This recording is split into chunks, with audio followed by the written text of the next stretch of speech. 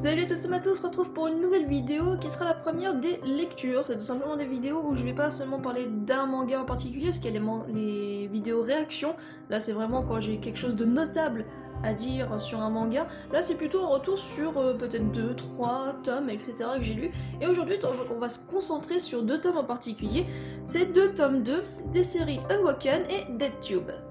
Dans ces vidéos, je vais essayer d'être concise pour faire des vidéos courtes. Par contre, vous savez très bien que je blablate assez facilement.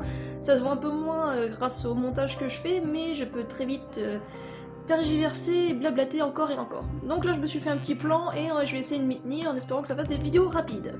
Alors pour chacun des tomes, en fait, quand je le présenterai, je vais faire un très bref résumé en essayant, il y aura du spoil, forcément, si vous n'avez pas lu, ce sera forcément du spoil. Après, je donnerai mon avis, puis une petite conclusion sur le tome.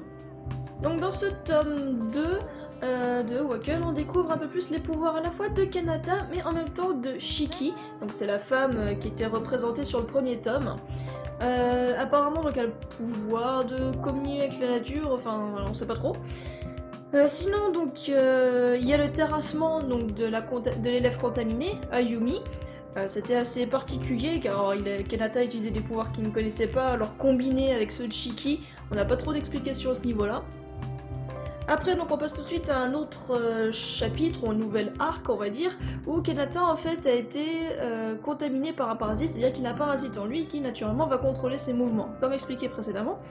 Et ce parasite ne va pas essayer de le tuer ou de le transformer, il va l'emmener jusqu'à un endroit particulier où, fort heureusement, il était suivi donc, par les agents spéciaux. Mais en fait, il va être dans un vieux parc d'attractions. Il va se faire presque noyer par une équipe de chercheurs un peu étranges, et c'est là qu'on découvre en fait que le but des parasites est de trouver des éveillés pour les amener à ces chercheurs-là. Pour quelle raison, on ne sait pas trop, certainement pour pouvoir utiliser leur pouvoir, mais c'est tout ce qu'on sait pour le moment. Alors ce que je peux vous dire, c'est que c'est une lecture intéressante.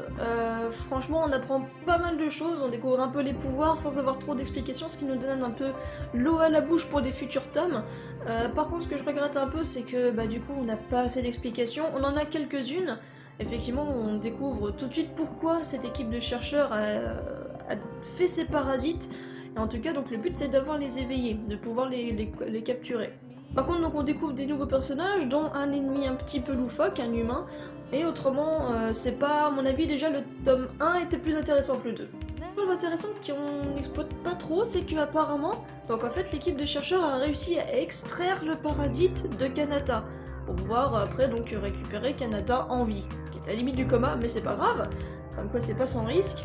Mais du coup, est-ce que, ils en parlent pas, mais est-ce que ce serait possible de faire la même chose avec une personne non éveillée?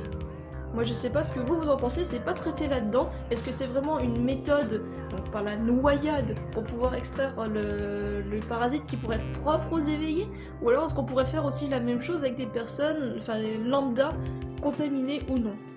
Mais en tout cas les explications sont toujours claires, on comprend bien les actions, et donc c'est vraiment une lecture agréable. La petite conclusion sur ce tome, donc, c'est que c'est une lecture qui est agréable. Par contre, je reste un petit peu sur ma faim, comme je dis, car j'ai envie d'en savoir plus. Et donc on apprend des nouvelles choses, mais pas encore assez sur les explications de base. Donc je reste toujours un petit peu sur ma faim. J'espère donc que le 3e tome va bientôt arriver. Je crois qu'il est là dans 2 mois, ou quelque chose comme ça. Donc j'espère pouvoir avoir un peu plus d'informations et qu'on avance dans l'histoire, vu que là on ouvre une brèche carrément avec un ennemi potentiel, une organisation ennemie. Passons maintenant à DeadTube tome 2, hein mes petits cochons, en référence au post que j'ai mis sur Facebook et Twitter le 4 octobre. Qu'est-ce qu'on apprend là-dedans mes petits cochons? Alors c'est en fait l'histoire de l'arroseur arrosé. Dans le premier tome on voyait que Sanagi était un petit peu celle qui se faisait avoir dans l'histoire et qui donc aidait Tomohiro à survivre à tout ça. Mais au final Tanagi c'est elle la folle perverse qui contrôlait tout le monde depuis le début pour pouvoir elle-même participer à DeadTube. Donc naturellement Sanagi n'est pas morte, mais en plus elle se fout bien de la gueule de Tomohiro. Heureusement Mai non plus n'est pas morte, qui est aussi une plus grosse folle perverse qu'elle, et donc va se charger de la zigouiller et de l'humilier fortement, en vidéo, tant qu'à faire. Même si elle est morte c'est pas grave, autant l'humilier jusqu'au bout. Bon, on apprend qu'effectivement Tomohiro le savait et donc a cherché à se venger grâce à la complicité de Mai. Par contre, Tomohiro n'est pas fou mais tombe peu à peu dans la folie, en tout cas c'est ce que je constate, mais est également quand même un peu pervers sur les bords, il n'y a pas à dire.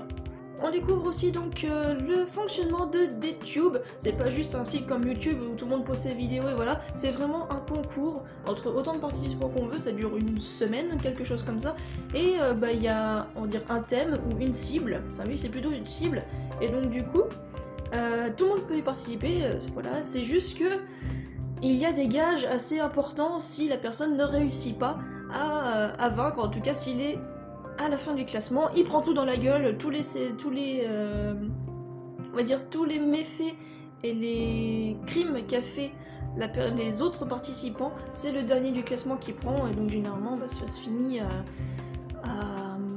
prison à perpétuité, ce genre de choses, vous voyez.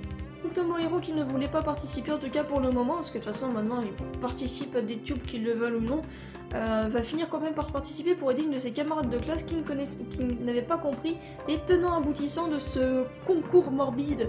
Et donc là on découvre un nouveau personnage, un professeur qui est extrêmement attachant, mais pareil, avec l'aventure des tubes, on découvre en fait que des personnes tout à fait correctes, enfin on découvre que ces personnes ont une autre facette. Et c'est ce qui m'intéresse énormément, vous savez que j'aime beaucoup les revirements de personnalité, etc. Je sais pas si ça se dit, mais du coup vous savez que j'adore ça, donc là je suis assez contente. Par contre, du coup ça m'a coupé dans mon élan parce que ça s'arrête vraiment... Parce qu'au début il y a de la violence, on va dire, sur ça. Voilà, il y a de la violence sur ça. Après plus rien, pendant tout ça. Et c'est que vraiment à la fin, boum, hop, on retombe sur un petit peu de violence et de sexe. Donc pas que je veux voir que c'est de la violence et du sexe, mais du coup c'est vrai que c'est un peu l'intérêt de ce manga. C'est pas pour rien que c'est pour public pour lecteurs avertis, que même quand j'avais fait ma présentation j'avais mis donc plus 18. C'est pas pour rien, donc mais c'était nécessaire, je pense. C'est vrai que le gros du bouquin, c'est vraiment des explications, voir comment une personne peut se foutre clairement dans la merde en pensant qu'il va faire le buzz avec ses vidéos. Parce que c'est aussi de ça qu'il faut parler derrière, c'est une personne est capable de faire n'importe quoi pour essayer d'avoir de l'argent ou de la reconnaissance, ce genre de choses, et il va se foutre dans la merde. Donc c'est vraiment un peu bête, mais du coup c'est vrai que ça ouvre des nouvelles perspectives pour le manga. Du coup je vais faire un avis très bref, parce que j'ai fait un mélange. Alors, déjà je suis contente que Mai ne soit pas morte, parce que même si c'est une folle furieuse, je sais pas pourquoi je l'aime bien. C'est bizarre. Par contre Sanagi, vu qu'on a découvert que c'était une grosse salope, je suis contente qu'elle soit morte. Je trouvais ça un peu injustifié dans le premier tome, mais là en fait elle l'a bien mérité, hein. Y a pas d'autre chose à dire. On a beaucoup d'explications, on sait comment s'est tournée la fin donc, du premier round de DTube, on va dire, enfin le deuxième. Concrètement.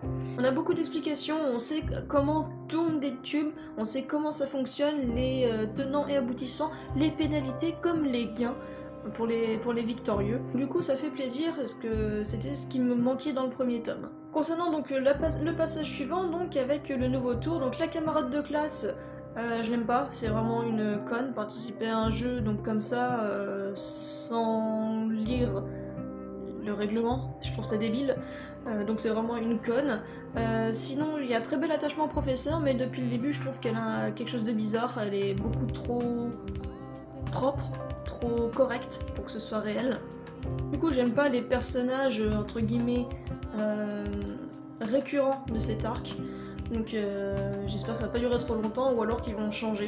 Autrement c'est un arc qui est nécessaire pour qu'on puisse voir un peu de l'extérieur ce qu'est DTube tout simplement et voir comment on peut faire pour agir dedans, donc ce que fait Tomohiro quand il va aider donc sa camarade de classe, comme ça en fait ça nous permet de voir comment on peut aider, comment on peut agir de l'extérieur ou quoi que ce soit, et ce que les gens sont prêts de nous voir faire, parce que du coup dans le premier tome, on avait vraiment l'impression que c'était un concours de vidéastes, de mise en scène, c'était vraiment bien fait entre l'équipe donc de Mai et Tomohiro contre l'équipe de Sanagi, donc du club de cinéma.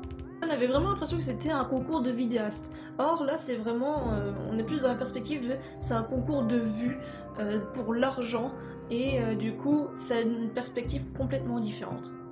Donc sous ma petite conclusion de ce tome, vous vous noterez bien que moi j'adore, c'est un bon tome, c'est bien tourné, bien établi, de bonnes explications, de beaux dessins comme toujours, et j'ai hâte de connaître la suite, et pareil je crois que ce sera dans peut-être 2 mois, quelque chose comme ça.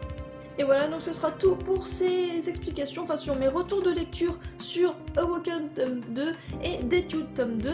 si vous les avez lus, parce que je sais que certains ont lu, donc j'ai discuté brièvement avec quelqu'un dans les commentaires de DeadTube 2, c'est pour ça que je me suis un peu motivée à faire une vidéo pour en parler, et je sais que Hoboken fait un petit peu parler de lui, parce que je regarde des vidéos d'autres youtubeurs sur YouTube, et donc du coup je sais que pas mal de personnes ont acheté donc Hoboken, donc n'hésitez pas à donner votre avis sur vos lectures, etc. dans les commentaires, si vous êtes du même avis, ou si peut-être vous voyez les choses autrement. Moi en tout cas, comme vous le savez, donc c'est des bonnes lectures, je vous les recommande, ça y a vraiment pas de problème. Et puis en tout cas, je vous remercie. Voilà, comment passer du nom du coq à l'âne, je vous remercie d'avoir regardé cette vidéo. J'espère qu'elle vous aura plu, si c'est le cas, n'hésitez pas à laisser un pouce bleu. Je vous remercie encore et je vous souhaite une très bonne journée et à la prochaine. Salut!